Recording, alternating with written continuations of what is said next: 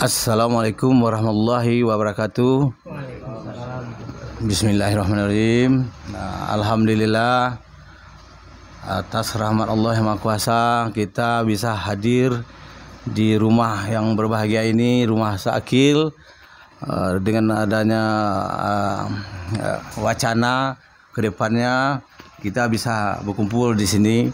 Terima kasih Pak Muzir, Pak Agus, Buya Malano,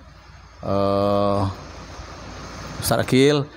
Saya sebagai Sekjen MTK Majelis Tinggi Kerapatan Adat Minangkabau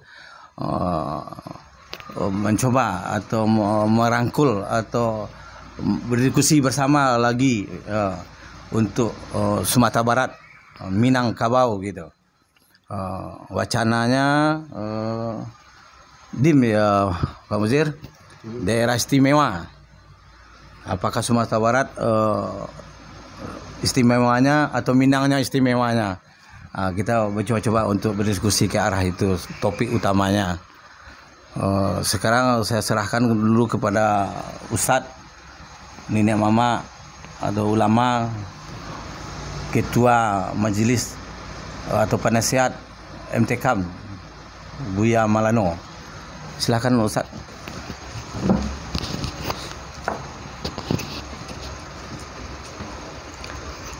Bismillahirrahmanirrahim. Assalamualaikum warahmatullahi wabarakatuh. Wa bihi wasta'inu wa umuri dunya ad-din. Terima kasih waktu yang diberikan ke saya atau ke kami lah, ke kita. Walaupun umur sudah tua, lanjut sudah 80 tahun lebih, kita meminta kepada tokoh atau pemimpin yang memimpin di Sumatera Barat ini memikirkan anak cucu kita ke depan. Sebab kian lama, kian hari dan kian depan, manusia kita bertambah. Tanah tidak bertambah. Tanah garapan pun demikian pula. Sawah ladang pun tidak bertambah. Untuk ini ke depannya, orang-orang pintar di Sumatera Barat atau para tokoh, tolonglah cari solusinya. Bagaimana anak-anak kita ke depan. Atau tetap menjadi pemilik wilayah atau pemilik tanah, atau menjadi pengusaha, ataukah menjadi buruh pekerja bagi bos-bos yang datang dari luar. Jadi pendek saja kita sampaikan, rupanya itulah harapan kita kepada tokoh atau para pemimpin Sumatera Barat ini. Pikirkanlah masa depan, sebab orang Minang, nenek moyang Minang dulu sudah beramanat kepada kita. Kalau habis tanah di tangan pemimpin saat ini, akan dituntut oleh dua generasi. Yang pertama generasi nenek moyang yang menitipkan harta titipannya, yaitu tanah ulayat, sawah ladang dan lain sebagainya.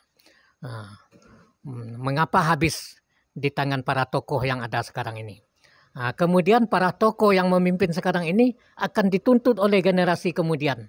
Kalau memang ada Minangkabau itu memiliki hak-hak istimewa sesuai dengan pasal 18 ayat 2 Undang-Undang Dasar, self-besturan di Lanskapen, nagari di Minangkabau, kampung di Aceh, marga di Palembang, desa di Jogja dan di Bali, sesuai dengan asal-usulnya, daerah-daerah itu memiliki hak istimewa yang sesuai dengan asal-usulnya, termasuk Minangkabau. Sekarang bagaimana para pemimpin atau para tokoh yang ada sekarang yang memimpin Sumatera Barat? Hanya itu yang kita minta.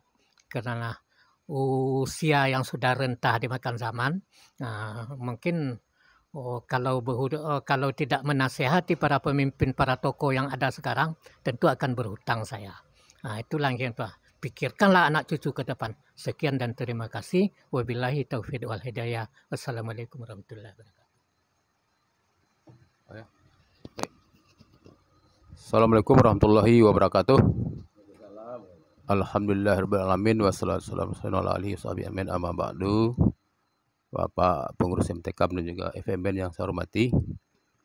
Alhamdulillah pada siang hari ini kita dapat berkumpul di tempat Ustaz Akil dalam rangka membicarakan tentang Sumatera Barat ke depan.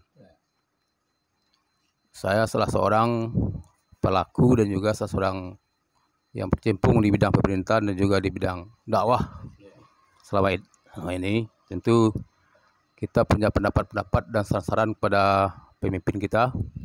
Yang pertama sekali sampaikan oleh Buya tadi sebagai pembina MTKAM, itu memang benar bahwa kondisi hari ini Minangkabau itu sudah jauh berbeda dengan kondisi sebelumnya. Di mana hari ini banyak hal yang terjadi di negeri kita Minangkabau yang selama ini kita banggakan, adat bersarak secara terbelah. Dulu nenek moyang kita menjunjung tinggi adat istiadat agama, dan bahkan Minangkabau itu adalah kalau tidak Islam tidak orang Minangkabau. Itu dulu ya. Mudah-mudahan sekarang juga tetap orang Minang itu Islam ya. Sehingga adat yang dikembangkan yang dilaksanakan oleh nenek moyang kita itu adalah adat yang berdasarkan Al-Quran dan Sunnah. Sarak. Jadi sarak mengatur dan makai. Nah, kondisi hari ini sudah luar biasa, jauh daripada yang kita harapkan. Di mana Minangkabau hari ini merupakan daerah yang sudah tidak jauh beda dengan yang lain. Ini perlu kita pikirkan. Pertama, LGBT Sumatera Barat nomor 1 di Indonesia. Ini isu yang terjadi hari ini. LGBT. Apakah kita diam dengan LGBT ini seperti ini? Ini perlu kita pikirkan semua, baik pemimpin maupun masyarakat maupun ulama yang ada di Minangkabau, perlu kita pikirkan. Kenapa LGBT ini banyak di Sumatera Barat? Kenapa hari ini terbesar, bahkan digembar-gemborkan di nasional, Sumatera Barat yang katanya ada yang kuat agama malah LGBT nomor 1 banyaknya. Entah benar atau tidak saya nggak tahu nih. Apakah ini sengaja dibuat oleh orang tertentu atau memang benar? Ini perlu kita cermati bersama. Itu yang pertama, Sumatera Barat. Yang kedua, narkoba. Coba lihat sekarang narkoba. Narkoba di kampung-kampung, bahkan sudah sampai ke rumah-rumah tangga RT-RT sekarang narkoba itu. Padang termasuk daerah narkoba terbesar, darurat narkoba, Sumatera Barat termasuk umumnya. Kenapa ini narkoba Sumatera Barat ada? Banyak. Narkoba ini salah satu dikatakan kemarin dari Polda itu Sumatera Barat, Kota Padang itu terjadi darurat narkoba yang luar biasa. Ini perlu kita pikirkan. Yang selama ini tidak pernah terjadi seperti ini Sumatera Barat. Yang ketiga, kenakalan remaja anak-anak luar biasa hari ini. Coba lihat tuh masalah Arif Maulana, berantam, kemudian meninggal, hilang, tawuran. Akhirnya kenapa yang terjadi? Nah, ini perlu kita pikirkan bersama. Minangkabau harus dikembalikan lagi ke masa yang seperti dulu lagi. Orang Minangkabau ini pendiri Republik, 80% dari pendiri Republik orang Minang, Pak. Saya ada buku saya baca itu, 80% dari pendiri Republik. Yang memerdekakan Indonesia ini orang Minang. Promotornya, proklamatornya, tokoh-tokohnya. Maka tokoh agama yang sangat tinggi, yang luar biasa, Ahmad Khatib Al-Minangkabawi. Sekarang namanya dijadikan nama Mesraya kita. Itu luar biasa ulama kita. Nah, inilah yang perlu kita pikirkan bersama, sehingga Minangkabau ke depan, siapapun pemimpinnya, harus perhatikan ini. Kembalikan lagi kejayaan Minangkabau ke depan. Termasuk juga masalah tanah wilayah. Tanah wilayah Minangkabau jumlahnya tercatat bagi saya itu dari kemarin 84.000 hektar, Pak. Tanah wilayah. Nah, sekarang dikuasai oleh orang-orang tertentu.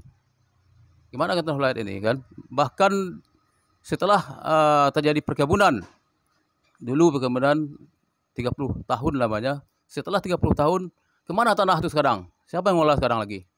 Ini perlu kita pikirkan kembali. Kalau perlu tanah-tanah yang sudah habis masa berlakunya HGU itu kembalikan ke masyarakat, wilayah kembali. Nah, inilah tugas kita ke depan. Bagaimana kita bisa memikirkan dan jangan hanya kita sendiri, kelompok-kelompok kita aja. Kita ajak semua nenek mama yang peduli dengan Minangkabau ini. saya kira masih banyak orang-orang yang peduli dengan Minangkabau, tokoh-tokohnya. Tapi mungkin karena mereka hari ini mungkin diam, mungkin ragu-ragu, mungkin takut barangkali. Tapi saya nyatakan hari ini, saya Gus Wardi, ya, aktivis, akan ikut berjuang bersama dengan semua tokoh masyarakat untuk membalikan kejayaan Minangkabau. Ya, akan ikut kembali. Kita bersama berjuang dengan tokoh-tokoh Minangkabau yang masih peduli dengan adat Minangkabau ini, dengan agama Minangkabau ini, untuk mengembalikan kejayaan Minangkabau ke depan, insya Allah. Mari kita ajak semua tokoh-tokoh masyarakat dan jangan beda-bedakan partai politik, ya. Oh, ini orangnya Sanu, jangan. Kita orang Minangkabau, bebaskan dari diri kita dari partai politik. Kita tokoh masyarakat Minangkabau yang peduli. Mari bergabung untuk membela harga diri anak Minangkabau dan juga mengembalikan kejayaan Minangkabau. Kita berantas maksiat, berantas narkoba, kita berantas LGBT, dan ini harus dibuktikan kita ke depan bersemuanya. Demikian, terima kasih. Jika ada hal-hal yang kurang berkenan, mohon maaf. Wabillahi taufiq hidayah. Assalamualaikum warahmatullahi wabarakatuh.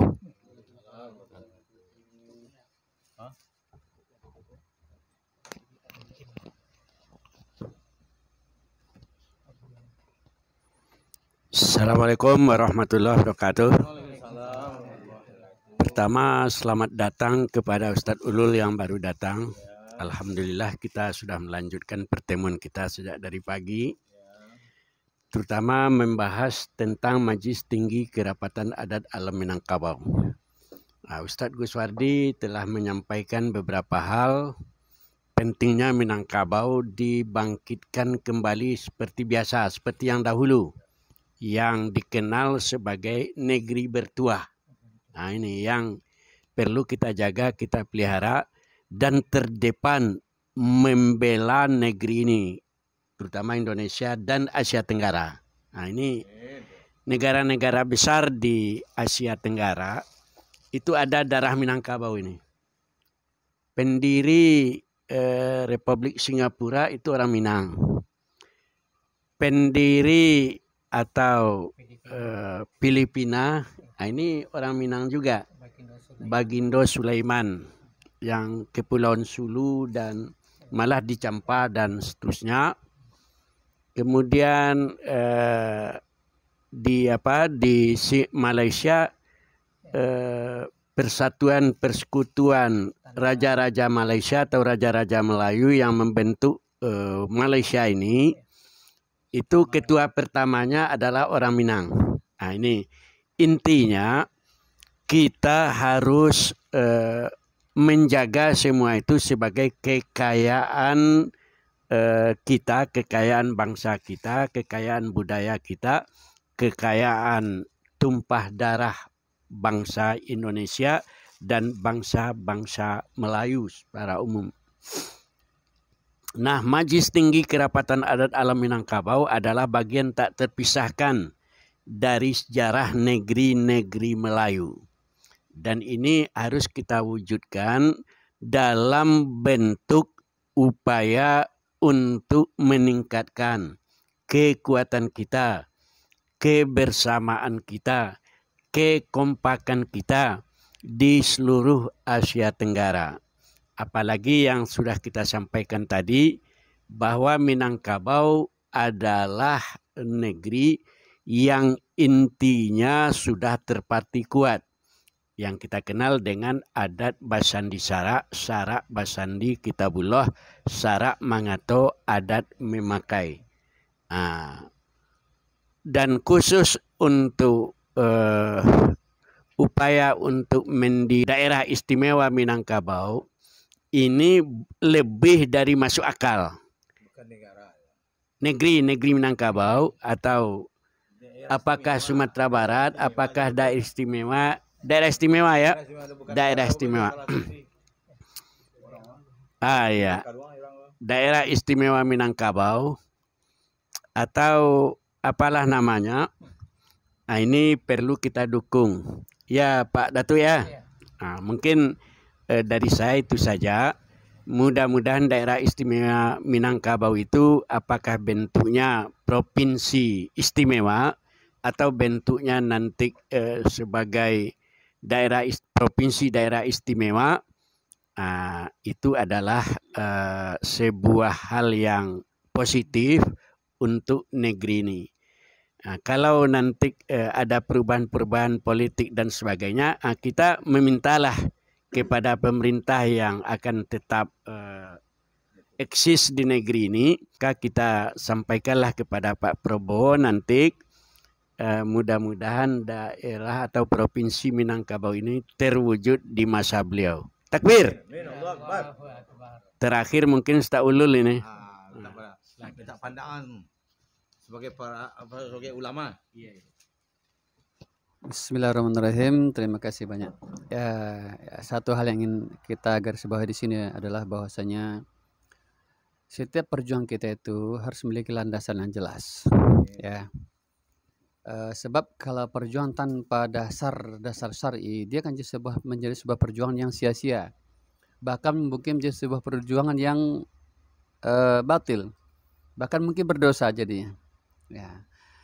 Maksudnya di sini adalah bahwa ketika kita memperjuangkan sesuatu ada landasan Islamnya, maka sesungguhnya kalau kita berjuang untuk menegakkan ABSSBK, merupakan salah falsafah Minangkabau, ada bahasa di syarat bahasa di Kitabullah, adat mengatur syarat mengatur adat memakai. Artinya apa?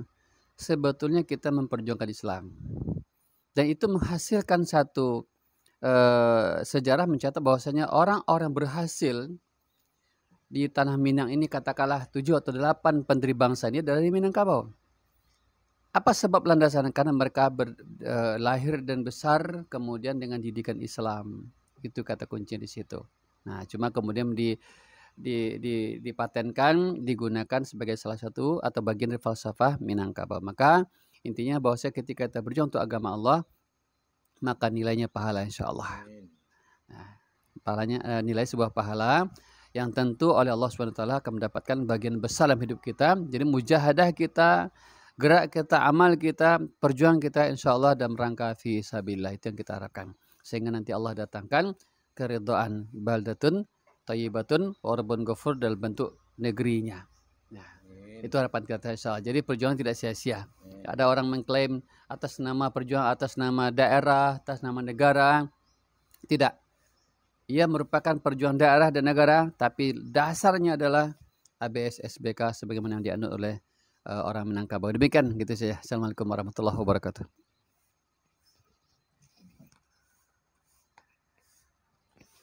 Alhamdulillah, terima kasih seluruhnya dari pembesar-pembesar Sumatera Barat. Kini kita tutup aja dulu. Akhiri alhamdulillah. Assalamualaikum warahmatullahi wabarakatuh.